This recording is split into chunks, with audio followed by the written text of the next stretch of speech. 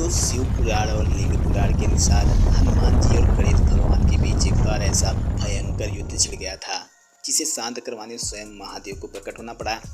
ये युद्ध क्यों हुआ और इसे शांत करवाने के लिए भगवान शिव और माता पार्वती को क्या करना पड़ा, ये एक पौराणिक कथा है। गणेश चतुर्थी का त्यौहार इस बार मंगलवार के दिन शुरू हो रहा है।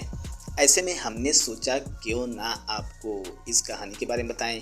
ये कहानी असुर महिषासुर के पुत्र गजासुर से शुरू होती है।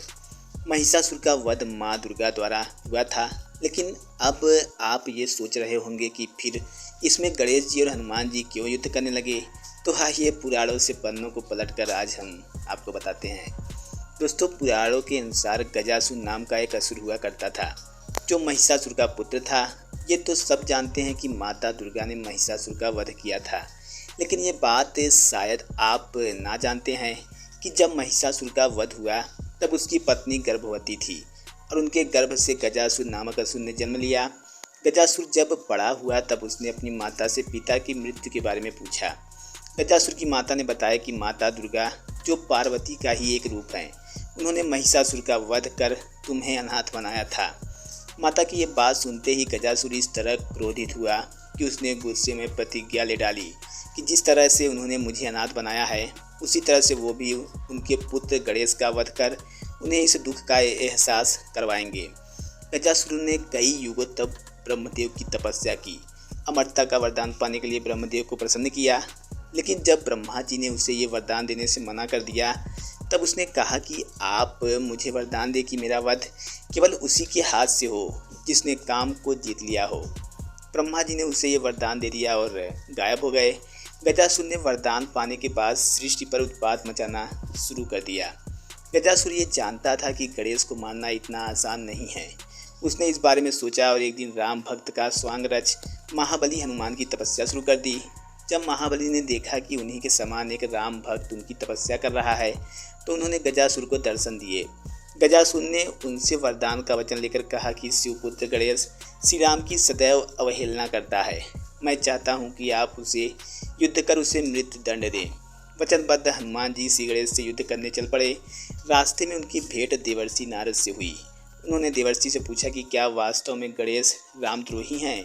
देवर्षि स्वयं चाहते थे कि गजासुर का विनाश शीघ्र ही हो।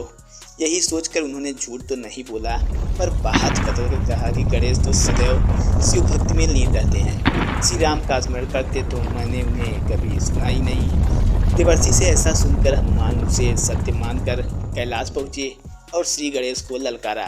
देवर्षि सब जानते थे, इसलिए वो माता पार्वती के पास पहुँचे और उन्होंने बताया कि कैसे हनुमान आपके पुत्र गणेश से युद्ध करने कैलाश गए हैं।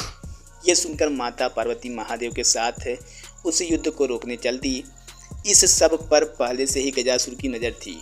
उसने उनका मार्ग रोका और हंसते हुए कहा कि हे देवी, जिस प्रकार तुम्हारे कारण मैं अपने पिता के लिए तड़पा हूँ, तुम भी आज अपने पुत्र के लिए तड़पोगी। महादेव इस बात से क्रोधित होकर गजासुर का वध करने के लिए प्रकट हुआ।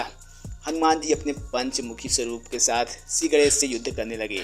दोनों अनजाने में एक दूसरे से इस तरह लड़ रहे थे कि कोई पीछे हटने को तैयार नहीं था। श्री गणेश ने अपना अमोघ अंकुश हनुमान जी पर चलाया तो पवन पुत्र ने अपनी अमोघ गदा को उसके प्रतिकार के लिए चलाया। कहते हैं कि जब दोनों दिव्यास्त्र टकराए तो पूरी सृष्टि हिल गई। इतना ही नहीं, इसके बाद श्री गणेश ने अपनी सूंड से हनुमान जी को जकड़ लिया और फिर पवन पुत्र हनुमान ने अपनी पूंछ से विघ्नहर्ता को जकड़ लिया। अब दोनों इस अवस्था में आ चुके थे कि कोई ना तो लड़ पा रहा था और ना ही एक दूसरे से छूट पा रहा था। दोस्तों, गजासुर को वरदान था कि जिसने काम को जीता होगा वही उसका वध कर पाएगा। वो जानता नहीं था कि केवल भगवान शिव ही हैं जिन्होंने काम को जीता है। ऐसे में शिव के हाथों गजासुर का वध होना नियति ही थी। काल के वश में आकर जब गजासुर महादेव से टकराया तो उसकी सारी शक्तियाँ मानो समाप्त हो गई। उस असुर का अंत समय निकट आया देखकर महादेव ने तत्क्षण अपने त्रिशूल से गजासुर का मस्तक ही काट दिया। इस प्रकार उस अन्यायी असुर का अंत हुआ। भगवान शिव माता पार्वती के साथ उस स्थान पर पहुँचे जहाँ गणेश जी और हनुमान जी युद्ध कर रहे थे। महादेव ने उन दोनों को मुक्त किया और समझा बुझा कर युद्ध को रुकवाया। तब माता पार्वती ने हनुमान जी को गजासुर के छल के विषय में बताया और ये भी बताया कि वो असुर महादेव के हाथों मारा जा चुका है। माता ने कहा कि राम और शंकर में कोई भेद नहीं है, दोनों एक ही हैं। जो दोनों को अलग समझता है उन्हें किसी की भी भक्ति प्राप्त नहीं होती।